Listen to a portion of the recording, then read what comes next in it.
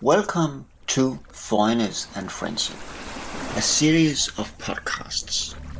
We present a number of bonus tracks connected to our radio show.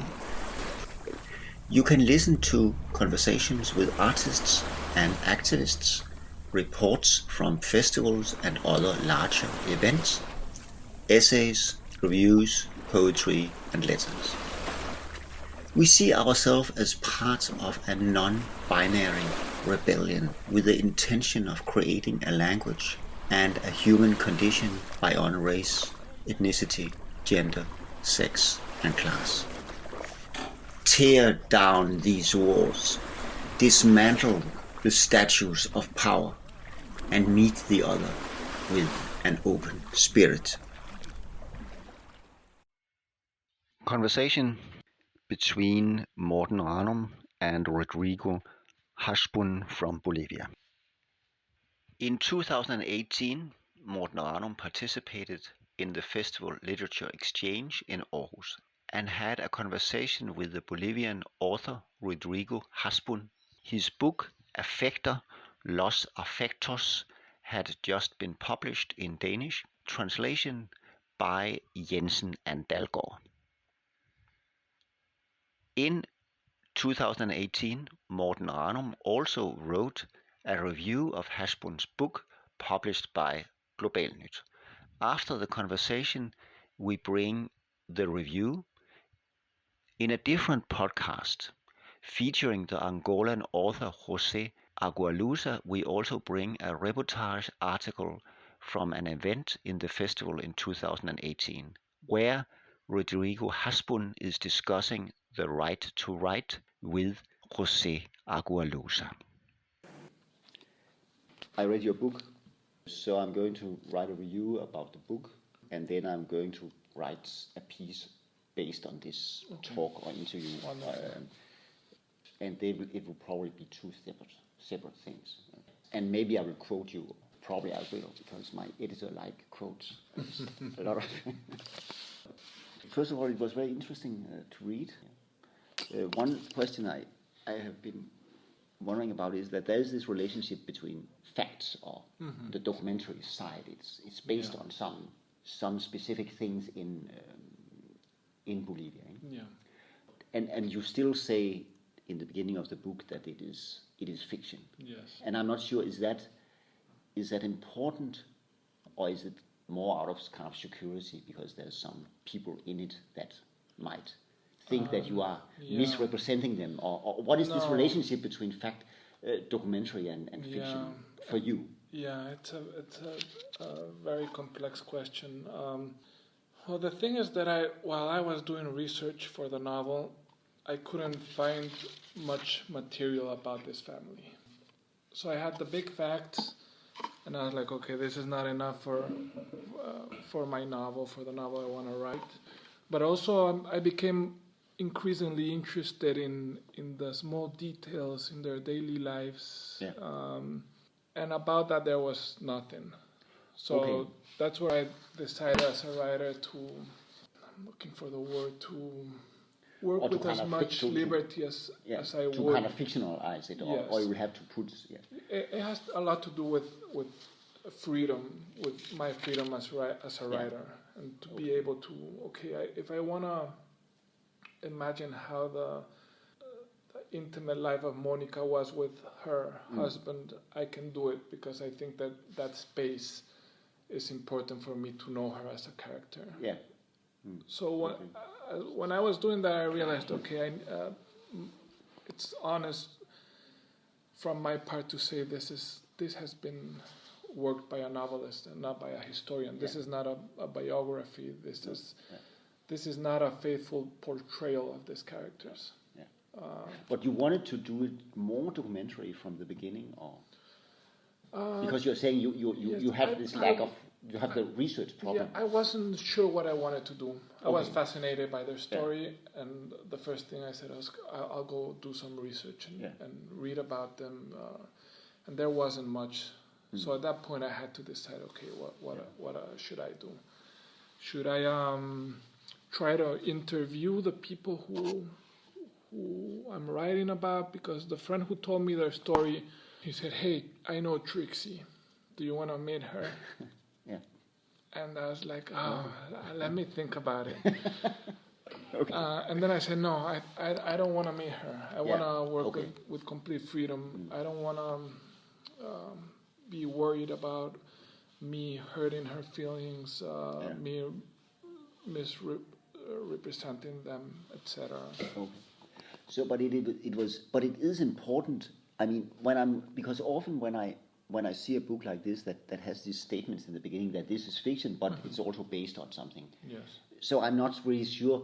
Is it the publisher who liked this relationship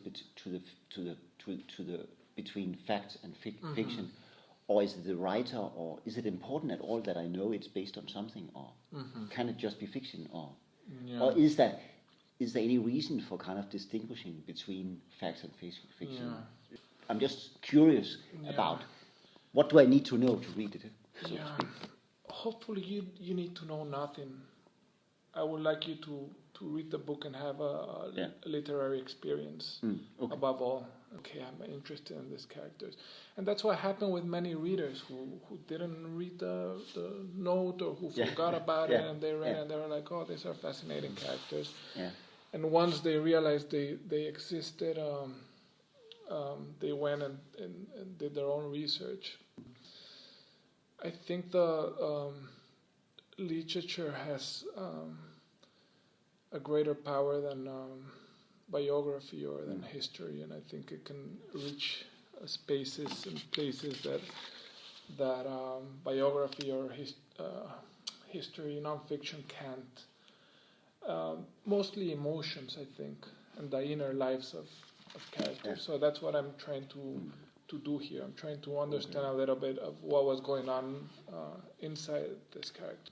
So that is what you think that literature or art can do, can tell us something about emotional life that research can't do, or that biography can't do. Very close to the characters and feel what they are feeling and see how they interact between each other and see, for instance, how important it is for Trixie to smoke some cigarettes with her mother. Yeah. That is as important as... So that will tell something about the character. Yes. Who is not on the surface. About what it means to start a new life in a country that's so different from yours. Okay. Yeah. About memory. And I think this novel has a lot to do with memory. And memory... not as something that is safe, not as something that we can go back to find how things were. I think we're always reshaping memory. Memory is constantly changing as well. The past is changing as well. And I think that's what I'm also trying to do in the novel. And that's why, in general, I don't trust... non-fiction or history books as much, because I feel the writers feel entitled to say this is how the past was. And this is what happened. This is what happened. Yeah. And here it's more uncertain. This is a possible version of their lives, but there could be many. Yeah, or it could also be kind of an explanation, because I mean, somehow you get the feeling when you read it. I think that this immigrant from the Nazi time, who comes not only to Bolivia but also other places in the region, is an important social phenomenon in that region. Yes. And the whole guerrilla war and violence also plays. So there's some kind of social relevance of these topics, so to speak, maybe, which you kind of can write through, because you have this relationship to reality somehow. Or I don't know, because I was thinking about that while I was reading. There are those two important historical moments, but I wasn't that interested in writing about them directly. I wanted to see what impact they had in the life of this family. So that's my approach. Yeah. Okay. So it's how they shape these characters of these people.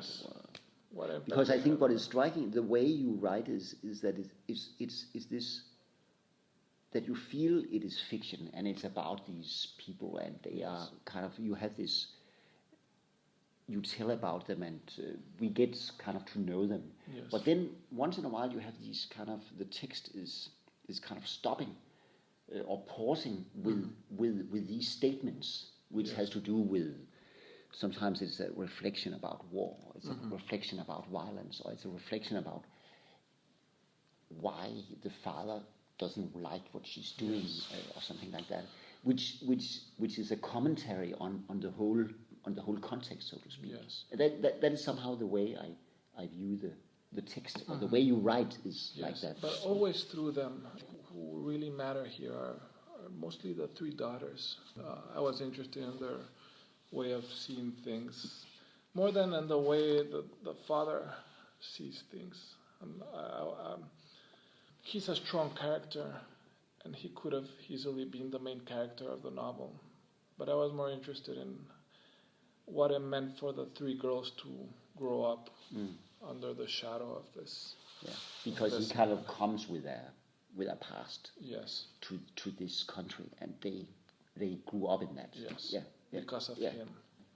And this could have been a novel, a 500-page novel with more historical context, with more explanations for the reader about what was going on. But I resisted to do that. I refused to do that. I wasn't interested in writing that novel, and it's a novel that would have sold 10 times more. Because it would have been bigger. What do you mean? Yes, and because it would have been because it would have been an reference. easier read, I think. Oh yeah. I know this is a difficult read. There are huge, how you call them, leaps on time, and there's a shifting of perspectives, and that makes it a bit more difficult. But for me, that was the most honest way to confront the complexity of this family. Yeah. Just seeing it through different perspectives, and also just paying attention to a few moments, almost like if you're looking at a family album with pictures, and then you put focus on, and then all of a sudden several years have passed and they've grown, and then they've moved, and one of the sisters is not here anymore. We don't know what happened. So there are many questions in the novel, and I think the reader has to get involved in the process and participate and try to respond in some ways. And each reader will have different responses to the questions the novel is asking. But I think it's when you say this about the big, huge historical book, which would have been more popular in your way of saying it. I mean, I particularly like this kind of writing because it's very sharp. It's like you can see that you are, as a writer, you have not you have fulfilled a task of a good writer, so to speak, not to give me some unnecessary information, so to speak. But of course I can see your point because you're being asked to be very alert. Yes. Because otherwise you will skip these important sentences, which is coming once in a while. Not necessarily when you expect them to come, but they come once in a while, and they are also making you stop somehow. And that is, of course, a bigger challenge to the reader somehow. Yes. I can see that point.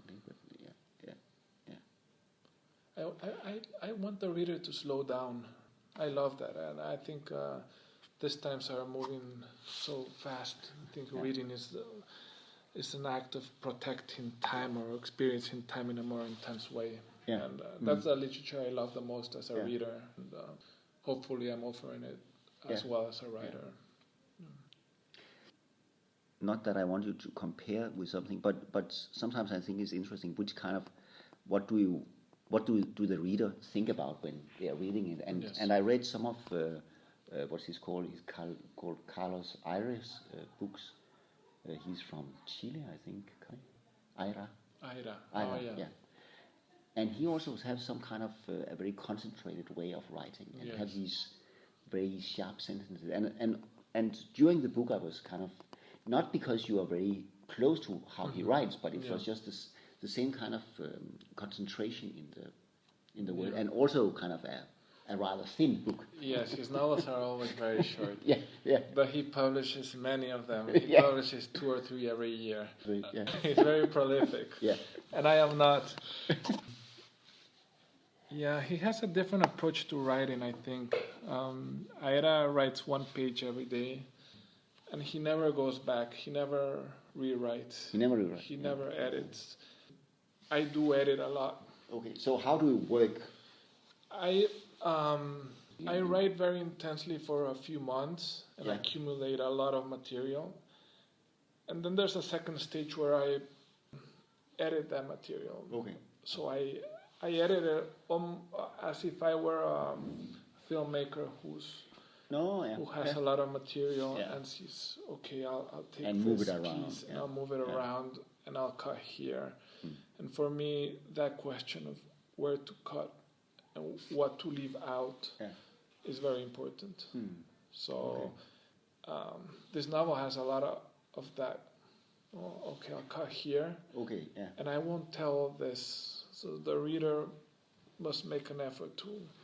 You have, so to speak, taken something away. A lot of materials. Many chapters. Has been taken out. Yes. So this is kind of a concentrated portion of a lot of things. Yes. Yeah. Okay. That is also explains part of why it is like it is, I think. Yes. Yeah. So initially the first draft was twice as long at least, and then I started cutting out what I thought was unnecessary or less interesting. Okay. Yeah. So somehow the title is also kind of interesting somehow. I think I was trying to think about what does it mean? What does Affectos mean? Yeah. And somehow it means passion, or it can mean passion, and it can mean influence somehow, and it can also mean emotion. Yes. But it's also to do with action, of course. Or this impulsive action. In Spanish, it is a very nuanced word, but also has its complexity because you can affect other people. And you can also feel affection for other. So it's both things. You can have an impact on them, and then you also impacted, so to speak, or it's both ways. It's both ways. But it's very nuanced. You feel affecto for your sister, for your mother, for your friends. It's some sort of emotion that's also changing and that's not stable. I was very interested in that and seeing how these affections transformed during the 15 or 20 years the novel lasts. It's mostly Trixie, the smallest of the sisters, who's thinking a lot about this. Okay, what is it that brings us together? Now that we've grown apart, what is it that still makes us part of something? Yeah. Are we still a family, or because we grew up together, are we still a family or not? What is it that ties us? Because I was thinking that there was also this kind of that there's a lot of action in the characters in the book are kind of action people. They not necessarily in a very harmonic way, but and not necessarily towards each other, but it goes like that, and the title somehow reflect on that somehow also. It is a tricky word. I don't know how it works in Danish, but I know that many other publishers decided not to use it because they couldn't find an equivalent. It is. It has somehow the same kind of connotations in Danish somehow, but it is a little bit a funny word in Danish when it's in plural. Yeah. Because you can talk about being in affect. You use it in that way, or being affected by something. So but here it says here it's kind of a noun, like it is also in the Spanish title. Is also like a noun, I think, in plural. Los Afectos. In English, it doesn't work that well, and many people have told me, "Hey, I don't know if this this makes that much sense in English. Affections. Because in English maybe it means something else. Affection. Yes. Because affection is more it's more like sentimental. it's a kind of I think it's more sentimental. It has more to do with couples. Yeah, and it's kind of a romantic. It's more romantic, passionate thing. Yes. While the other meanings kind of are scattered in English. Yes. Maybe. Yeah. So did they call it something else in English? No, they call it affections. Yeah. Yes, Yeah. but some people questioned it. Yeah. This thing about the Nazi history and the whole guerrilla revolutionary thing. How is that? I mean, how is that today in present day Bolivia? I mean, how is that shaping the society today? Yes. Or is your book also kind of a commentary on social conditions? Yes. Well, at that time, the social conditions were awful. Bolivia has always had a lot of racism and classism.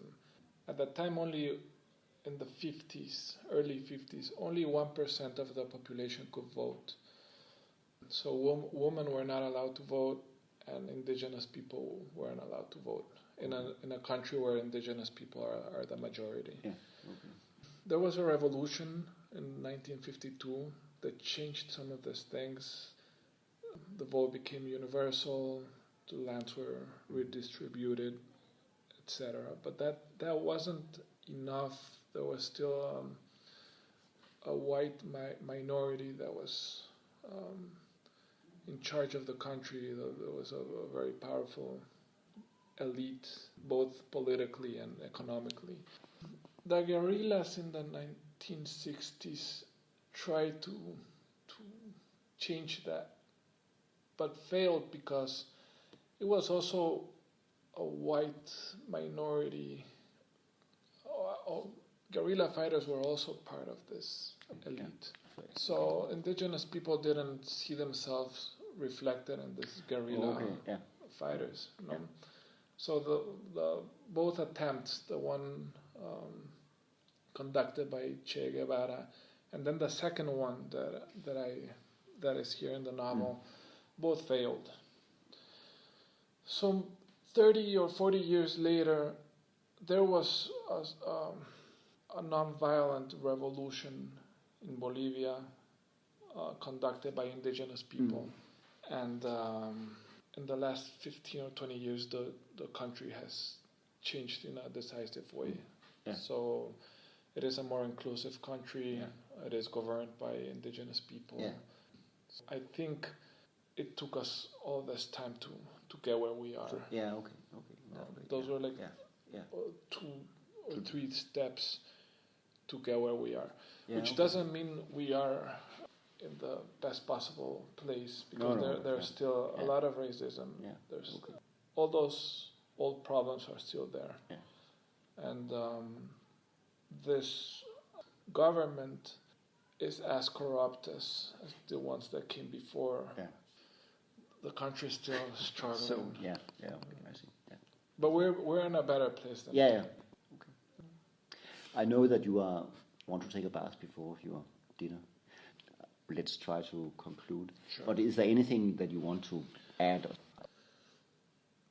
No, not really. No.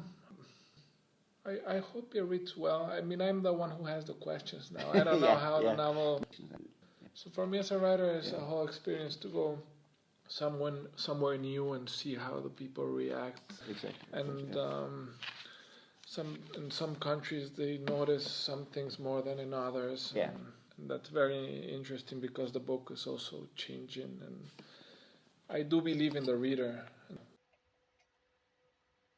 Vi bringer her anmeldelse af den bolivianske forfatter Rodrigo Hasbúns bog Affekter, publiceret af Globalnyt den 26. juni 2018, skrevet af Morten Ranum.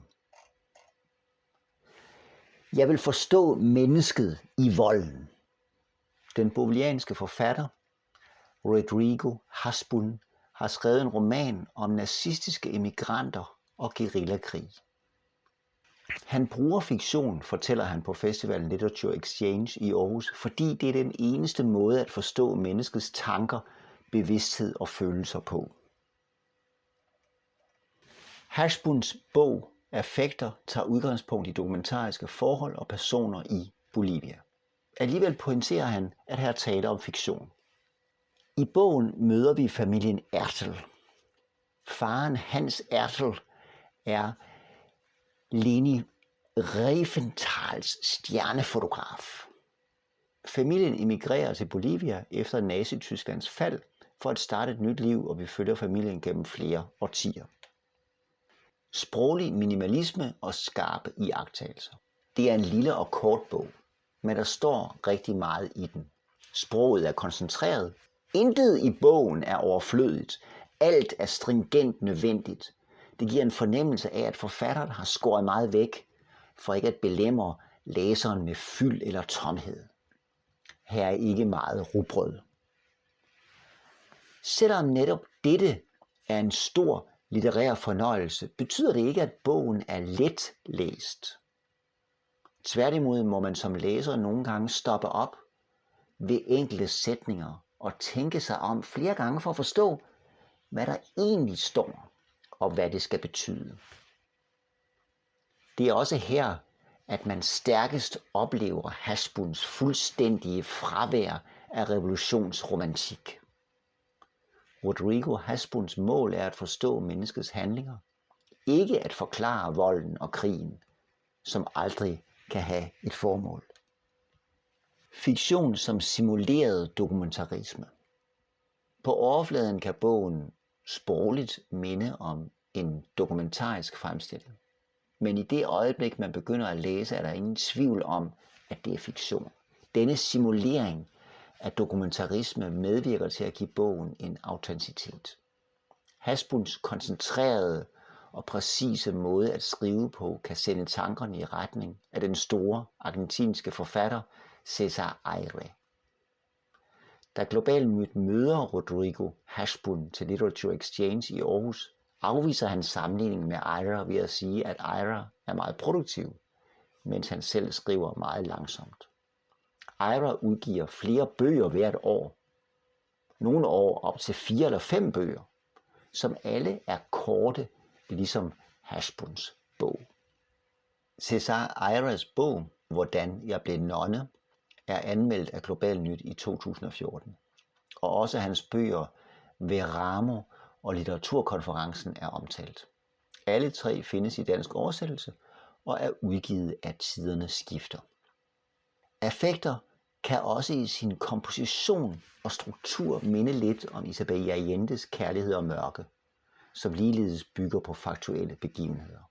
Rodrigo Hasbún er imidlertid helt fritaget for såvel romantisk kærlighed som håb om, at politisk aktivisme vil føre til større frihed. Bogens titel har både på dansk og spansk en flertydighed. Det har at gøre med en følelsesmæssig reaktion, som følger af forhold i omgivelserne. Men det betyder også hengivenhed. Den følelsesmæssige impuls sker i en oprigtig god mening, men den er også kortvarig og uden overvejelse eller refleksion. Kernen i Hasbüns bog handler om at forstå disse handlinger og den menneskelige bevidsthed, når mennesker handler passioneret og impulsivt.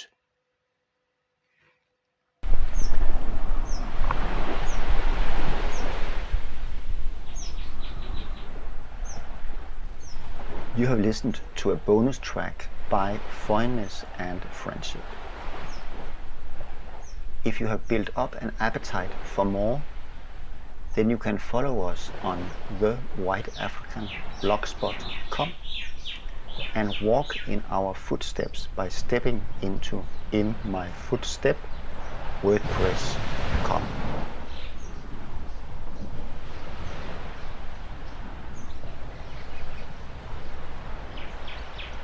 We broadcast new episodes of our radio show every first Tuesday of the month, available on your preferred platforms.